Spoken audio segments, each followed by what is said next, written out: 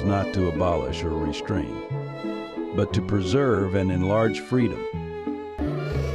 The people cannot delegate to government the power to do anything which would be unlawful for them to do themselves.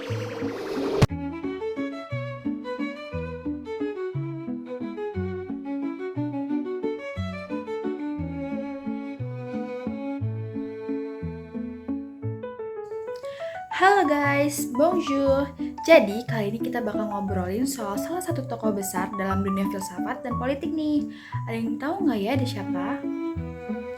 Yap, dia adalah John Locke. Siapa sih dia dan kenapa sih penting banget sampai kita bahas sekarang berabad-abad setelah dia hidup? Yuk kita simak bareng-bareng. Jadi, John Locke adalah filsuf dan ahli teori politik asal Inggris yang hidup di abad ke-17. Ia dikenal sebagai pendiri empirisme Inggris dan punya pengaruh besar dalam teori pemerintahan liberal, pendidikan, serta toleransi beragama. Locke lahir di tahun 1632 di desa kecilnya, Linton. Ayahnya seorang juru tulis hukum yang ikut berjuang dalam perang saudara Inggris. Masa kecilnya dihabiskan di West Country. Lalu saat remaja, ia menempuh pendidikan di Westminster School, London. Saat usia 20 tahun, Locke masuk ke Christ Church, Universitas Oxford dan mulai tertarik pada filsafat dan ilmu pengetahuan. Ia bahkan mendapat gelar sarjana kedokteran dan sempat tinggal di Prancis selama hampir 4 tahun untuk memperluas wawasannya. Ia memiliki karya yang terkenal berjudul Essay Concerning Human Understanding. Di sini ia membahas bagaimana manusia memperoleh pengetahuan melalui pengalaman, bukan bawaan lahir. Ini jadi dasar pemikiran empiris. Ia juga menulis surat mengenai toleransi yang menyerukan pentingnya kebebasan beragama dan gagasan yang masih relevan sampai sekarang. Menurut Locke, intoleransi dan penganiayaan agama merupakan akibat dari kurangnya pemahaman tentang perbedaan antara ranah agama atau domain gereja dan urusan sipil atau domain pemerintahan. Pemerintah tidak boleh melanggar kebebasan beragama, sebagaimana para pemimpin dan penganut agama tidak boleh berusaha menggunakan kekuasaan negara untuk menyelesaikan perselisihan spiritual.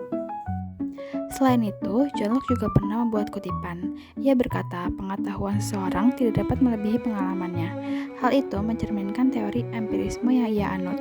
Pengetahuan seseorang tidak dapat melebihi pengalamannya. Menurut Locke, semua pengetahuan John Locke manusia berasal dari pengalaman indrawi. Dalam pandangan ini, pikiran manusia pada awalnya adalah tabula rasa atau lembaran yang kosong, yang kemudian diisi oleh pengalaman. Locke berargumen bahwa pengetahuan tidak bisa diperoleh melalui spekulasi murni atau pemikiran abstrak yang tidak didasarkan pada pengalaman nyata. Semua konsep, ide, dan pengetahuan kita harus melalui proses pengalaman indrawi terlebih dahulu sebelum bisa dipahami atau dipercayai. Dengan demikian, Locke menolak gagasan bahwa ada pengetahuan bawaan yang sudah ada dalam pengetahuan seseorang tidak di pikiran sejak lahir. Sebaliknya, ia percaya bahwa semua yang kita ketahui adalah John Locke, hasil dari interaksi kita dengan dunia sekitar melalui indera kita.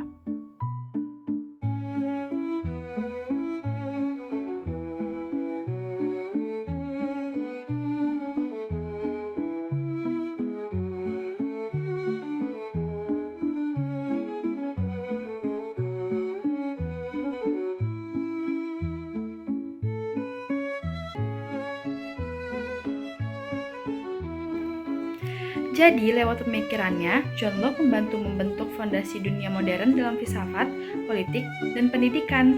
Hebat banget kan?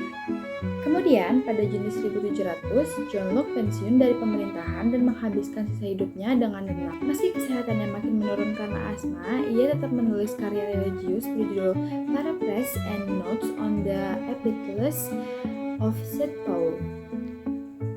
Setelah kunjungan terakhirnya ke London pada tahun 1698, kondisi fisiknya memburuk. Lalu Locke meninggal pada 28 Oktober tahun 1704 dan dimakamkan di Highclere. Itu dia sejarah tentang John Locke dan filosofinya. Kalau kamu tertarik, coba deh baca